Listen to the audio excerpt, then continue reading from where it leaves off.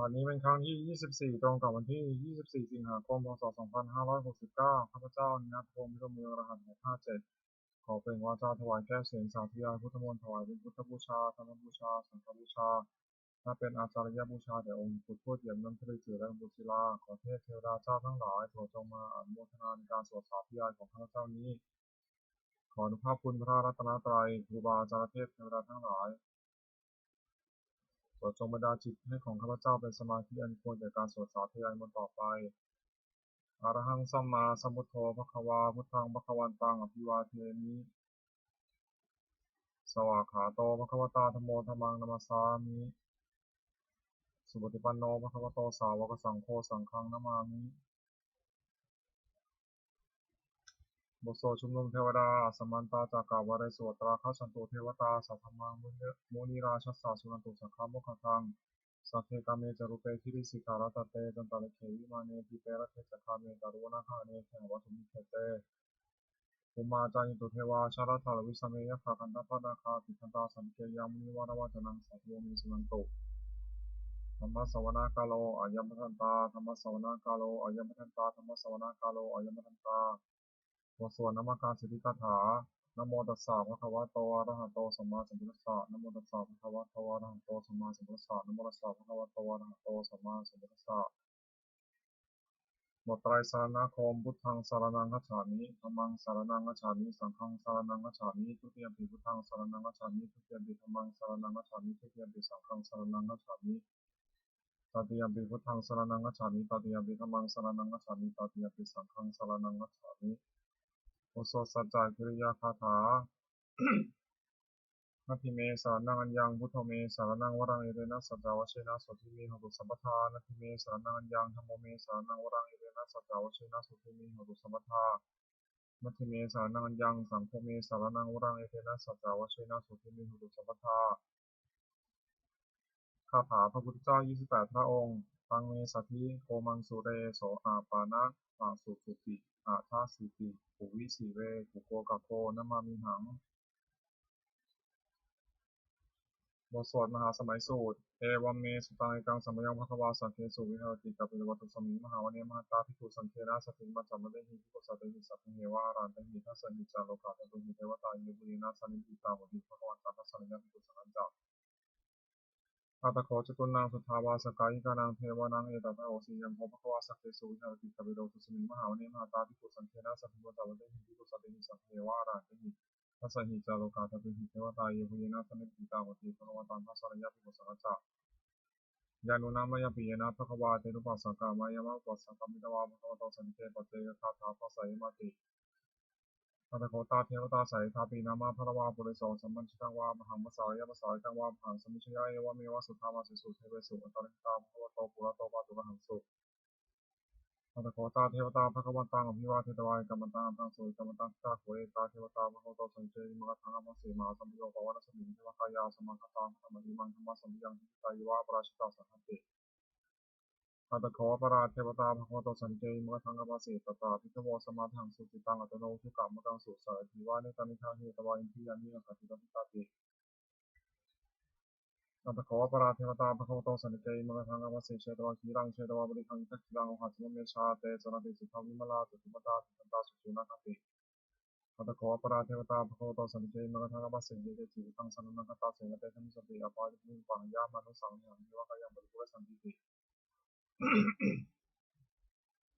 อัตถโขภควาภิกขุมันเตสียพุยนะภิกขเวทัสสะสูโลกาคตุสุเทวตาสันนิปิตาหุติปุถาคตังทัสสะนยภิกขุสังฆจาเยปิเตภิกขเวเอหิสงอติกัมมัทนังอรหันโตสัมมาสัมพุทธาเตสัมปิภควตานังเอกปรมัยยวะเทวตาสันนิปิตาเอหิสงสายทัพพิมังเอการหิเยปิเตภิกขเวพุทธสันติอนังคตัมมัทนังอรหันโตสัมมาสัมพุทธาเตสัมปิภควตานังเอกปรมัยยวะเทวตาสันนิปิตาพุทธสันติสายทัพพิมังเอการหิอสิกิสัมมิภิกขเวเทวะกายนามณิจิตตายิสัมมิภิกขเวเทวะกายนามานิเทศิสัมมิภิกขเวเทวะกายนามานิตังสันถาสัตกรรมนาสิกรถาปัสสิสัมมิติเอวามติติโกเตภิกขุภควโตปัจจสสมภวายตโทจัก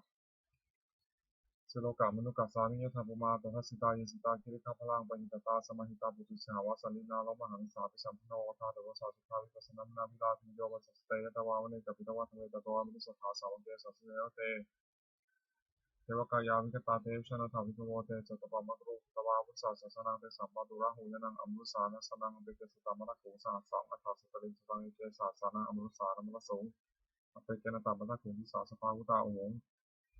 ตัจสัพพังมียาวะวะกิตวานะจักุมาตโตอมนิสัทธาสาวกเกสัสเนระเตเทวกายาวิกตาเตชนะถาวิกโวเยวังกิตายิสานิทิระหิอนุปปโส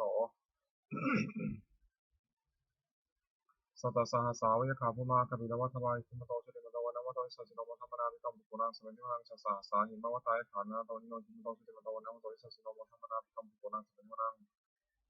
สัตตคิราติสหัสสายขานนาโตนิโนจิมโตชติมโตวันวัตโตสัจจิโนมัทธรรมนาภิกรรมปุกุรังสมัยนิวังอิเจเตสวรัสสหัสสายขานนาโตนิโนจิมโตชติมโต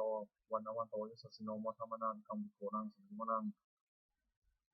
เมื่อสามิตาปัญจสัตตายขานันโตนิโนจิมโตชุติมันโตวันวันโตอิสัสโนมทัมนาภิกรรมปุนังสัมปิโนนังกุมพิโรราชาขันโกเอกุสานิเวสนังพิโยนังสัตตาสาสังยะขนังพิโยสติกุมพิโรราชาขันโกโสภคาสัมปิโนนัง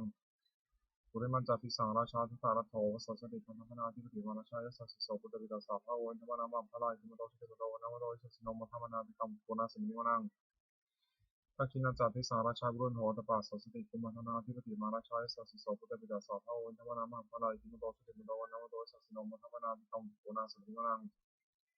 ปัจฉิมาจาติสาราชาบุรุษปโขสัสตินังคณาธิปติมาราชายสัสสิโสปุตตปิดาสาภาวันธรรมนามหาภลายกิมโตสุติมิโตวันนวโตสัสสิโนมธรรมนาภิกรรมปุนาสุติมนังอุตารัญจาติสาราชากุเวโรตปาสสติยาคณาธิปติมาราชายสัสสิโสปุตตปิดาสาภาวันธรรมนามหาภลายกิมโตสุติมิโตวันนวโตสัสสิโนมธรรมนาภิกรรมปุนาสุติมนัง ปุริมาทิสังฆตาลโถสักินาบุญหโกปชินาบุปโขเวโรตัมมิสังฆตาลเตมหาราชาสมันตาเถรุทิสาทุพรมนานันสุคนเอกบิลวัตเวเตสัมมยาวิโนทัสสะอากูลจติกาสุธามยากุเรทุเวเตทุวิภูตาวิโตสหัสโนธรรมเสโตจาคิปันธิกันตุจะปนาโทปะมัญโยจาเทวสุโตจมาเตริจิตสโนสกันตโกนโรชาชโนสโพอาภูมันตสิโกเทวะเทมพโรสุริยวัชสาเอเตเตจารสโนคัตถาสารสวิโมทวนาวิกัมปุกุลังสวิโมนัง ตถาคูณภาษานาคาเวสาราสหัตชกากัมพนาสลาคุวยภาษายุทธิยมุนาทัตถาชาจาคุณคายสสิโนราวโนมานาโกสวะคาสิมิวนังเยนะคาราชัยสหัสาหติทิพาทิชาปกิวิสุทธิจักโขเวหายสาเตวนามัชปตาจิตาสุปนาอิติเสนามังพยานานาคาชานามาสิสุปนาโตเขมกาสุโตสานันหิวใจหิวปวหายตานาคาสุปนาสารนมกสุทังชิตาวชิระหัตเถนะสมุทังสุราชิตาพัตโรวาสาวเสเตหิมโดยสสิโนกาลกัญชานาวิสมาสุราธรรมเวคสา เวปาจิติสุติติจาปหารโทนมุทิสหสัจจาพุทธตานังสเทโรตนมกาสันตวาปริเสนังราโหตามปักมุสเยธมิพันเตติกุณังสุติวนังอาโปจะเทวาบุตมิจัตเตโชวายโยตัสสะกะโมรุณาอุรุณาเทวาโสโมจายิสาสสะเมตตากุณากายิกาคุเทวายสสิโนทัสสิทัสสะทากายสัพเพนะตอนิโนจิมโตชุติมโนวานาวโตสัสสิโนมทัมนาวิคัมปุณังสุติวนังเวทุจะเทวาสหลิจาสมาตุเรยมาจัตโสมสัตเทวาจันทังกุบุริตาสุรโสมสัตเทวาสุรยมกุบุริตานาคาตานิบุรคิตวาคุมันทวราหกาวาสุนังวาโสเสตโตสโภคาบุริโต ทัสเสเดทัสสะทากายาสัพพินาโตนิโนจิมโตชุติมันโตวันนวันโตสัสสิโนมัทธรรมนาวิคัมปุนังสิงห์นังมหาภูสาภูเทวาชารมกิสิการิวะอธิกาชโรชาจาอุมาปุพานิบาสิโนปุนาสาธรรมจากกิตาจันเนชิตาสุรยาลุจิรังภูวังภูวสาวเนสิโนทัสเสเดทัสสะทากายาสัพพินาโตนิโนจิมโตชุติมันโตวันนวันโตสัสสิโนมัทธรรมนาวิคัมปุนังสิงห์นังสมานามาสมานามานุสามานุสดมาคิภามุสกาภูวภูมโนรุสิกาถาภูหรโยเทวายเจริตวาสิโนปราคามาปราคาภูเทวายสัสสิโนทัสเสเดทัสสะทากายาสัพพินาโตนิโนจิมโตชุติมันโตวันนวันโตสัสสิโนมัทธรรมนาวิคัมปุนังสิงห์นัง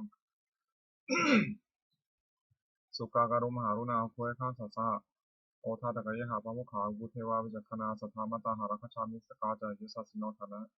ธนยังอาคาบุชุนโนโยติสาเออภิวัสติทัสเสเตทัสสะทากายาสัพเพนะโตนิโนจิมโตชุติมันโตวันนวันโตสัสสิโนมัทธรรมนาจังปุนังสิโนนังเตมิยาตุเสดายามากาทกาจายสัสสิโนสัมมิตกาลามาเสขาจุตินามาจาสวานิมานนาราติโนอัวตาภูปรานิตาทัสเสเตทัสสะทากายาสัพเพนะโตนิโนจิมโตชุติมันโตวันนวันโตสัสสิโนมัทธรรมนาจังปุนังสิโนนัง สัทเถเตเทวานิกายาสัพเพนะตอนิโนนามันวายนะขันจุเยจเยสัสสะสหะโตทัชนิมิจุรังคันตินามนัสวานะเทวคัตตารังนังคัมจันทวสกายิตังสุตตมะปรมัตถสัพพุตายิติมโลสัสสังนังกุระเดโสสัสสุขัสมิโนนังสัสสะพระมาโลกานังมหาพมาทิจติวะมโนชุติมโนวิสมกายโยหิสัสสิโสทัสเสไทยสราคูปัจจเกาวสันติโนเตสัจจามัชฌวาคาหริโตปริวาริโต เตจัสสะเพวิคันเตเสนเทเทเวสัพพะมะเกมรัสนาธิกามิปัสสะคณะสัมปะเนเอทัคณะสัมปันตาลักขิณังพุทธโธสมันตาบริวารธรรมวงจิตตปะทินังอิติตัฏฐามาเสโนกันหาเสนังเปสิปานินาตระมหาจัสสรังกตวันเนติระวังยถาโพสโตมิโคธนายันโตสุวิชุโคตถาโสปิทาวติสังโฆเสงวเสตันจัสสัพพังอภิญญายะวะวัคคิตวานัจขุมาตโตอมฤสัทธาสาวเกสัสเนระเตมรัสนาภิกตาเตวิชาธรรมิโตเตจัตตปัมมะกรุสตวาวุสัสสะนังนิตาราภิปะกะโมนิสังเวชิยงสัพเพวิชิตาสังฆมาภิติตายสัสสนมนติสาปุเตสาวกาเตสุเนจุตติ บทสวดโพชังคปริตโพชังโคสติสังขาโตธรรมานังวิจโยตถาวิริยัมปีติปัสสธิโพชังคาจาตถาปะเรสมาธุเปกขาโพชังคาสัตเตเตสัพพะทัสสินามุนินาสัมมะทักขาตาภวิตาภวุนิกตา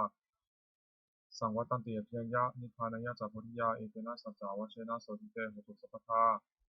เอกสมิงสมัยเยนาโถโมคคัลลนันจากัสสปังคิราเนทิกิเตทิสวาโพชังเคสัตตะเตสยิเตจัตตังอภินันทิตวาโรคามุจินสุตังคเนเอเตนะสัจจาวเชนะโสติเตหุตุสัพพทาเอกทาธรรมราชปิเครัญเยนาทิปิริโตจุนทัตเถเรนาตัญเยวะพนาเปตวานะสาธรังสมโมทิตวาจาภาทาตัมหาวุฒาสิฐานโสเอเตนะสัจจาวเชนะโสติเตหุตุสัพพทาปหินาเตจาปาทาตินันปิมหิสนังมัคคาอาตาเก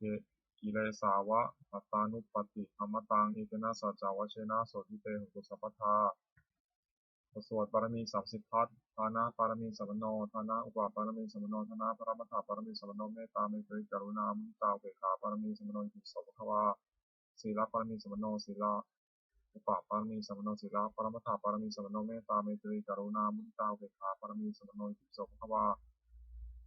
เนคขมะปารมีสัมมโนเนคขมะอุปปารมีสัมมโนเนคขมะปรมัตถปารมีสัมมโนเมตตาเมตตากรุณามุทิตาอุเบกขาปารมีสัมมโนอิติโสภควาปัญญาปารมีสัมมโนปัญญาอุปปารมีสัมมโนปัญญาปรมัตถปารมีสัมมโนเมตตาเมตตากรุณามุทิตาอุเบกขาปารมีสัมมโนอิติโสภควาวิริยะปารมีสัมมโนวิริยะอุปปารมีสัมมโนวิริยะปรมัตถปารมีสัมมโนเมตตาเมตตากรุณามุทิตาอุเบกขาปารมีสัมมโนอิติโสภควาขันติปารมีสัมมโนขันติอุปปารมีสัมมโนขันติปรมัตถปารมีสัมมโนเมตตาเมตตากรุณามุทิตาอุเบกขาปารมีสัมมโนอิติโสภควา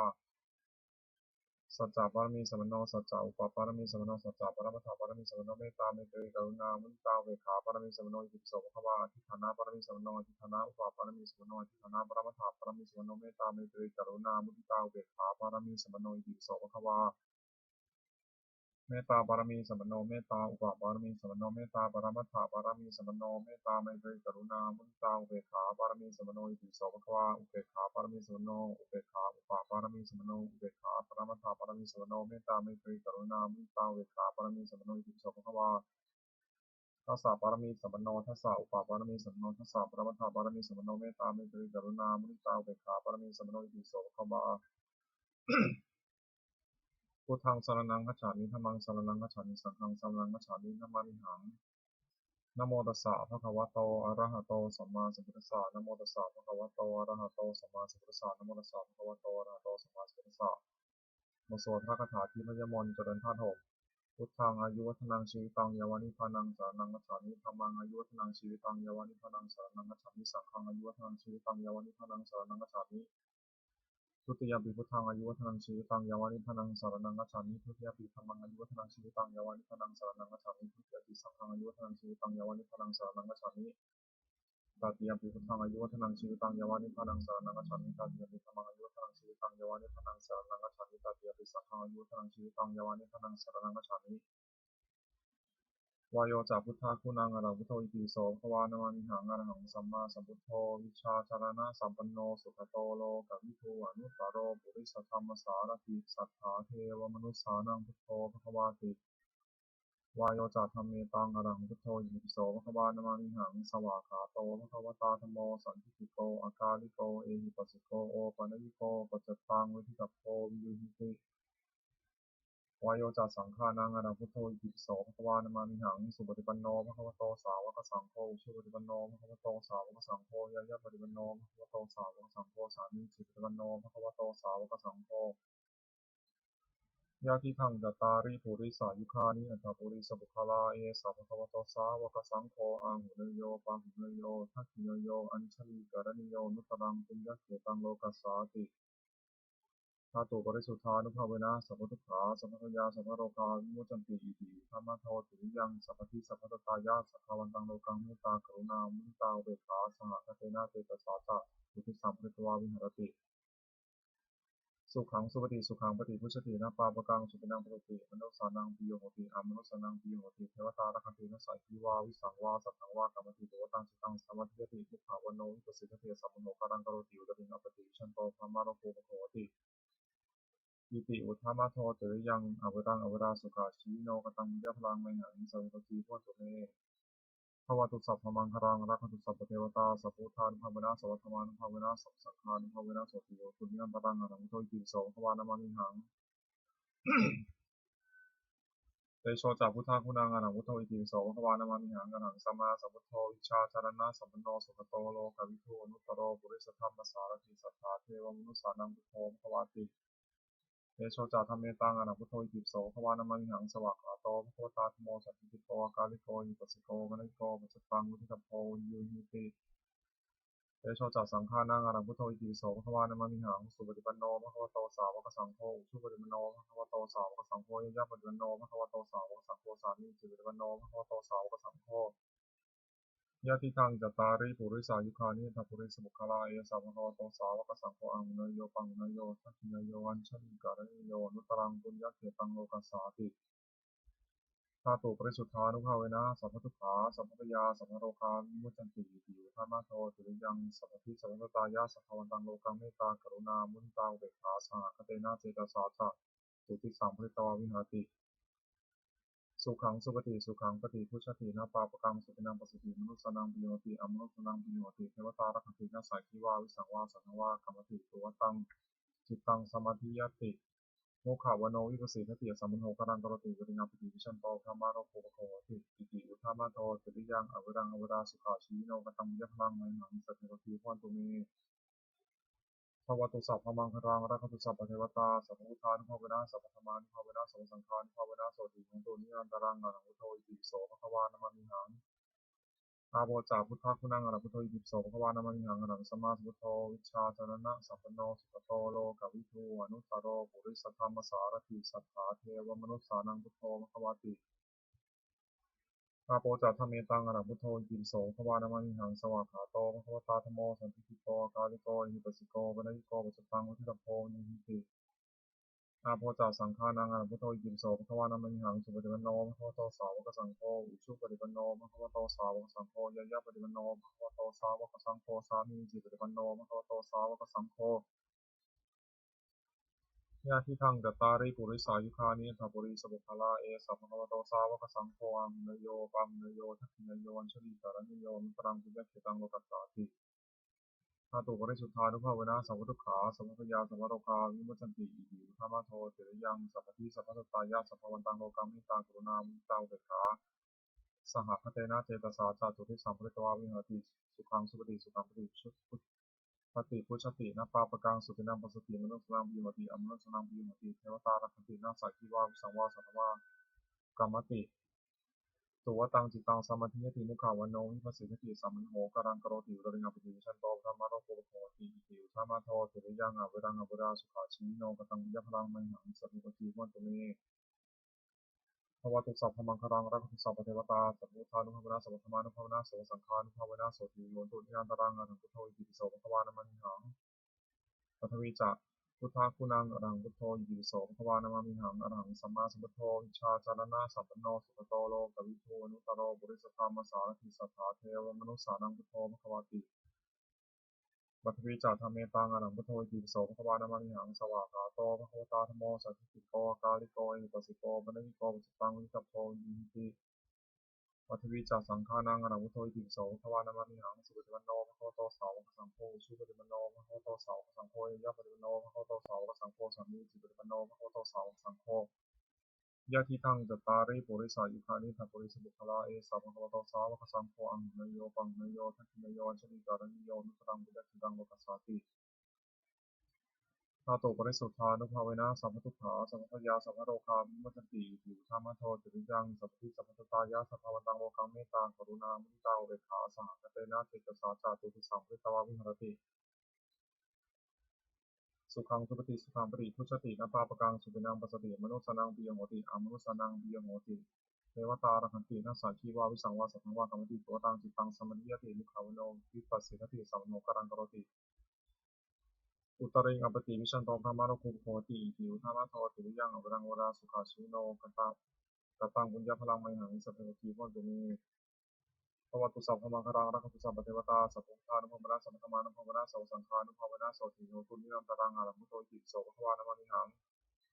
อากาสาจัพพุทธาคุณังอรหัมุตโตอิติโสภควานามามิหังอรหังสัมมาสัมพุทโธวิชาจารณะสัมปันโนสุขโตโลกัปปิทูนุตโรบุริสธรรมสารถิสัทธาเทวมนุสสานังพุทโธภควาติอากาสาจัตถเมตังอรหังพุทโธอิติปิโสภควานามามิหังสวากขาโตภควตาธัมโมสันติโตอากาลิโกอิปัสสิโกปะนิโกปัสสตังวิทัพโพยิวิติ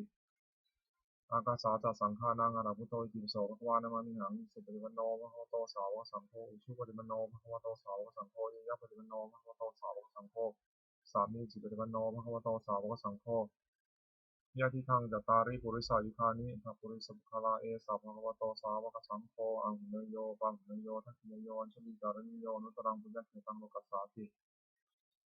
ชาตุปริสุทธานุภาเวนะสัพพทุกขาสัพพยาสัพพโรคาวิมุตติอิติธรรมโทติริยังสัพพิสัมปตายะสัพพาวันตังโลกังเมตตากรุณามุทิตาอุเบกขาสหคเตนะเจตสาจาตุติสัมฤตวาวิหารติสุขังสุปฏิสุขังปฏิพุชตินะภาปกังสุปินังสติมนุสนังปิยติอมนุสนังปิยติ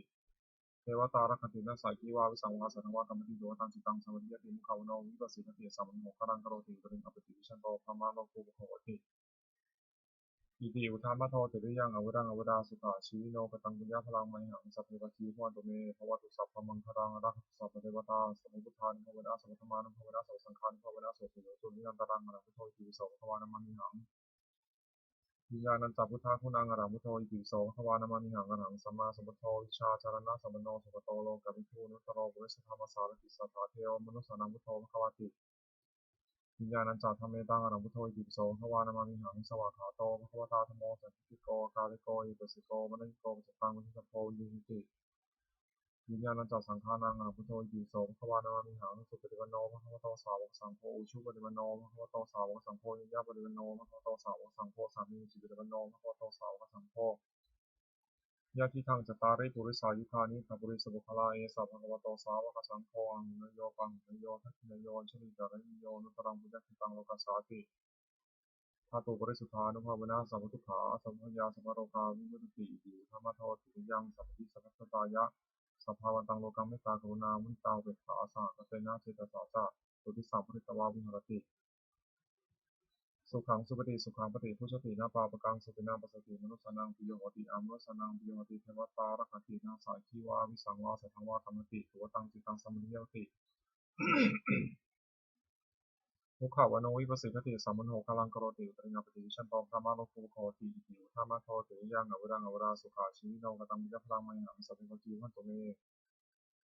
ภวตุสัพพมังคารังรักขุสัพพเทวตาสัพพุทธานุภาเวนะสัพพธรรมานุภาเวนะสัพพสังฆานุภาเวนะโสติโนตุนิรันตรังอรหังพุทโธอิติปิโสภควานามามิหังวสวดพาหุงมหากาพาหุงสหัสสมพิเนมิตาสาวุทันตังครีเมธารังอุทิตโกรัสเสนมารังทานาทิธรรมวิธินาชิตวามุนินโทตันเตชะสาภวตุเตชยมังคลานิมาราติเรกามพิโยเชตสัพพระติงโครัมปนา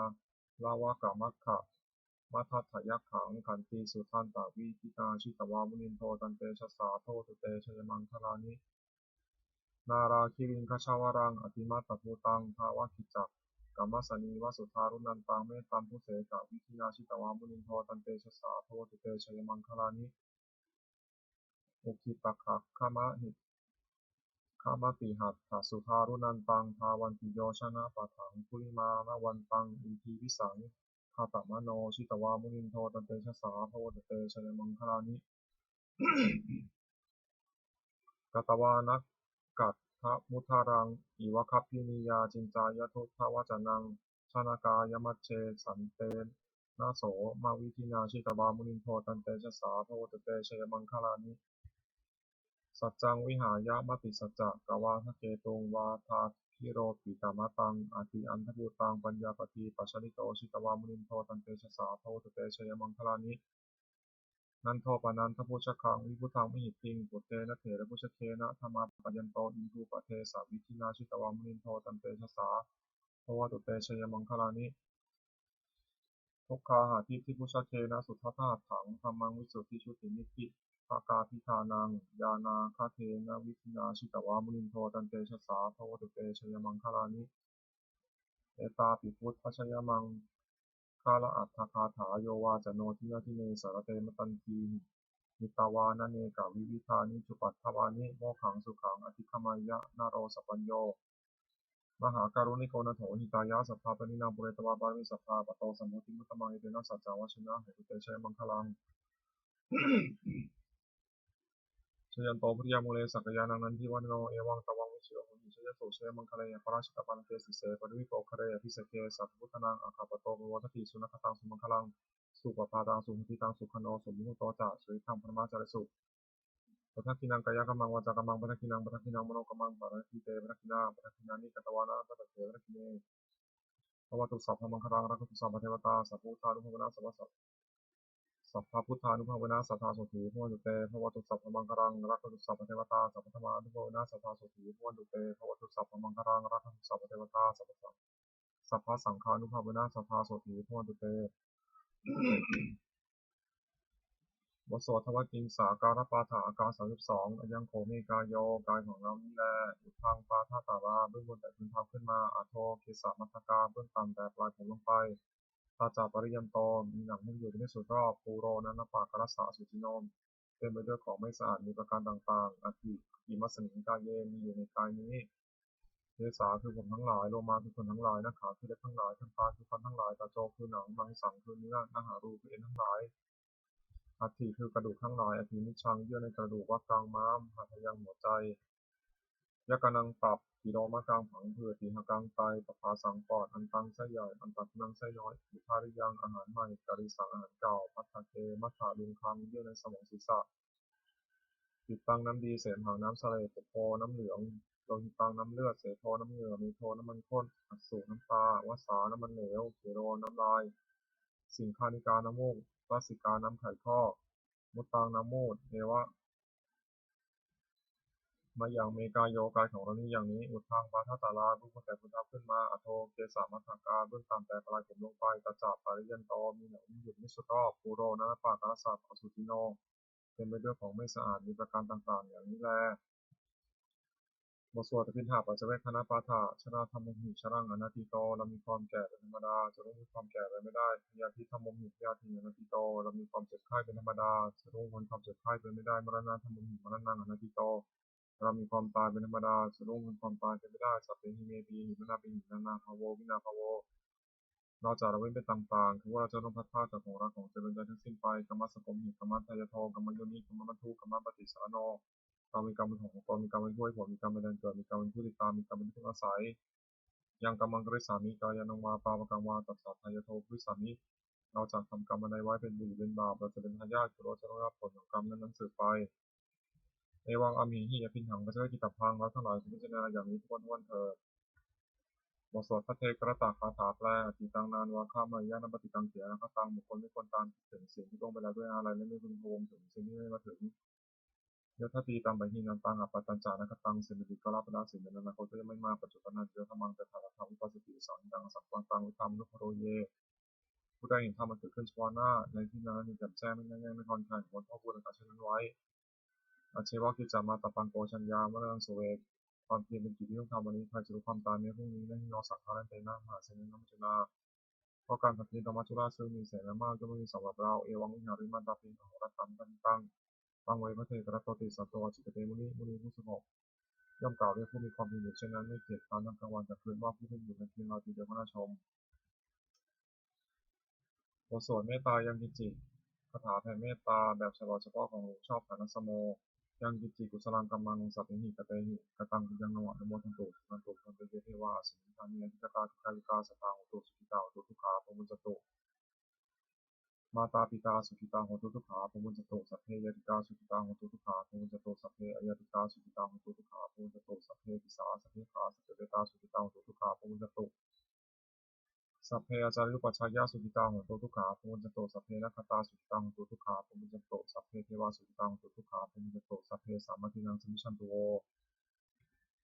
ปฏิทานาคาถายาเทวตาสติวิหาราวาสินิภูเวทะเรพุทธิทะเรตันหิตาธรรมะธานินาภวตุปิชตาโสติโครนิทาวิหารามันทะเร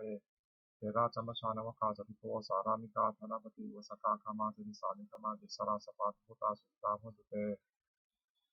ชาลาภูชายิปิจาทัสสมวาสังเสรสตาตโวโมติกานิยการธรรมรังปจิตเตสัพพิทุปัสสะโครนตุสังขยัง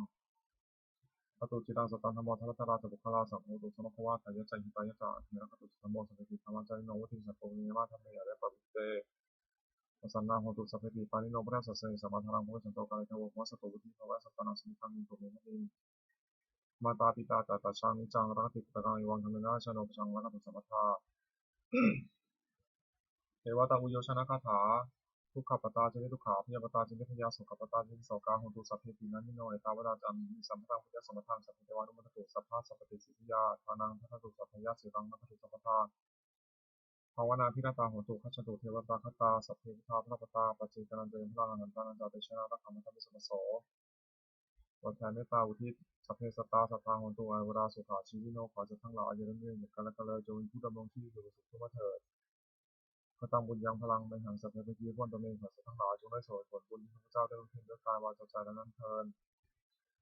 สัพเพพุทธาพระปัตตาปัจเจกานันเตพลังอนันตานันตาเตชนะรักขมัตติสัมปโสสัพเพพุทธาพระปัตตาปัจเจกานันเตพลังอนันตานันตาเตชนะรักขมัตติสัมปโสสัพเพพุทธาพระปัตตาปัจเจกานันเตพลังอนันตานันตาเตชนะรักขมัตติสัมปโสสัพเพพุทธาพระปัตตาปัจเจกานันเตพลังอนันตานันตาเตชนะรักขมัตติสัมปโสสัพเพพุทธาพระปัตตาปัจเจกานันเตพลังอนันตานันตาเตชนะรักขมัตติสัมปโสสัพเพพุทธาพระปัตตาปัจเจกานันเตพลังอนันตานันจาเตชนะรักขมัตติสัมปโสสัพเพพุทธาพระปัตตาปัจเจกานันเตพลังอนันตานันจาเตชนะรักขมัตติสัมปโสสัพเพพุทธาพระปัตตาปัจเจกานันเตพลังอนันตานันจาเตชนะรักขมัตติสัมปโสสัพเพพุทธาพระปัตตาปัจเจกานันเตพลังอนันตานันจาเตชนะรักขมัตติสัมปโสบทสวดบูชาหลวงปู่ทวดนะโมพุทธิสตวะคะนะมิยะอิติภควานะโมพุทธิสตวะคะนะมิยะอิติภควานะโมพุทธิสตวะคะนะมิยะอิติภควาสุมังคลคาถาโหตุสัพพังสุมังคลังรักขตุสัพพเทวตาสัพพุทธานุภวนาโสติโหตุนิยันตรังโหตุสัพพังสุมังคลังรักขตุสัพพเทวตาสัพพธรรมานุภวนาโสติโหตุนิยันตรังโหตุสัพพังสุมังคลังรักขตุสัพพเทวตาสัพพสังฆานุภวนาโสติโหตุนิยันตรัง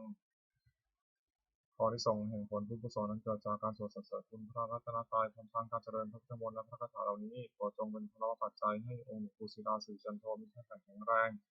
ปราศจากโรคภัยไข้เจ็บทั้งปวงเจริญอายุยืนนานเป็นร่มโพล่มไทรให้กับบรรดาศิษย์พุทธศาสนิกชนเป็นหลักใช้ให้พระพุทธศาสนาไปตราบเท่านานและขอที่ส่งนี้จงบังเกิดเป็นสัพพสิริมงคลแก่ข้าพเจ้าแคล้วคลาดปลอดภัยจากทุกโศกโรคภัยอันตรายทั้งปวงให้มีแหล่งที่มาของรายได้อันสุจริตมั่นคงให้เหลือกินเหลือใช้คำว่าไม่มีอดอยากยากจนขอให้มีแก่ข้าพเจ้าขอให้ข้าพเจ้ามีสมาธิตั้งมั่นในพระธรรมคำสอนองค์สมเด็จพระสัมมาสัมพุทธเจ้าดำรงอยู่ในความดีงามตลอดกาลนานอีกทั้งขอให้เทพเทวดาทั้งหลายได้อนุโมทนาสาธุการในบุญกุศลนี้เมื่ออนุโมทนาแล้วโปรดประสิทธิ์ประสาทพรและทุกภาพความศักดิ์สิทธิ์ประสูติถูกมงคลหลวงปู่ทวดยศเศรษฐีหลวงปู่ทวดเปิดโลกหลวงปู่ศิลามนต์หมายยังหลวงปู่ศิลาหลวงปู่ทวดถูกพระโพธิศักดิ์สิ่งอำนวยเป็นจัดสร้างขึ้นที่เปลี่ยนด้วยพุทธานุภาพเทวานุภาพและฤทธานุภาพศักดิ์สิทธิ์อำนวยผลในสิริมงคลแก่ผู้ครอบครองในบูชาทุกประการเทิน